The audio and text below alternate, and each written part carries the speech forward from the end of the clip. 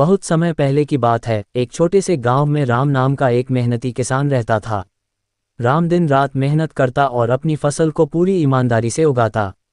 वह हर किसी की मदद के लिए हमेशा तैयार रहता और गांव में उसकी ईमानदारी और दयालुता के चर्चे थे।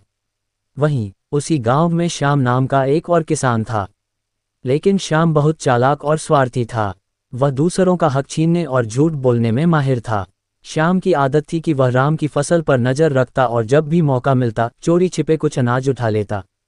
राम ने कई बार इसे महसूस किया, लेकिन वह शांति और सब्र से काम लेता। एक दिन राम ने अपनी मेहनत से एक बड़ा खेत तैयार किया।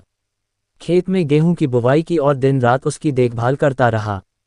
राम ने सोचा, अगर मैं दिल से मेहनत करूंगा तो भगवान मुझे जरूर अच्छा फल देंगे। दूसरी ओर श्याम ने सोचा, राम की मेहनत का लाभ उठाकर मुझे अपनी फसल बढ़ाने में कोई समस्या नहीं है। क्यों न इस बार भी चोरी कर लूं। कुछ ही महीनों में राम की फसल लहलहाने लगी। पूरे गांव में राम के खेत की सुंदरता की चर्चा होने लगी। ये देख श्याम का लालच और बढ़ गया।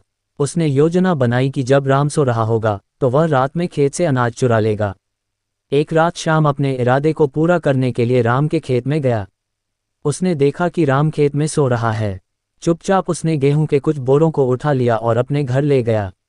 राम ने ये सब देखा, लेकिन उसने कुछ नहीं कहा। उसने सोचा, भगवान सब देख रहे हैं, जो जैसा करेगा वैसा ही भरेगा। कुछ समय बाद श्याम ने अपनी चुराई हुई फसल को बाजार में बेचने का सोचा।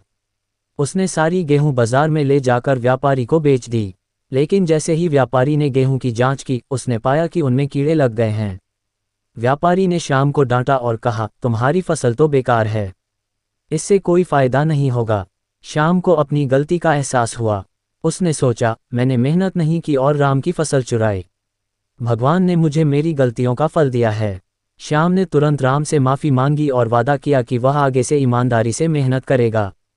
राम ने श्याम को माफ़ कर दिया और कहा, कर्म का फल हर किसी को मिलता है। अगर हम अच्छे कर्म करेंगे तो हमें अच्छा फल मिलेगा। श्याम ने अपनी गलती से सबक लिया और मेहनत करने लगा। धीरे धीरे उसकी फसल भी अच्छी होने लगी और गांव में उसकी ईमानदारी के चर्चे होने लगे। नैतिक शिक्षा। ये कहानी हमें सिखाती है कि मेहनत और ईमानदारी से किया गया काम हमेशा अच्छा फल देता है। वहीं धोखा और छल कपट से किए गए कर्म का फल हमेशा बुरा होता है। जो जैसा करेगा वैसा ही भरेगा। अगर ये वीडियो अच्छा लगे तो लाइक, शेयर और सब्सक्राइब जरूर करना।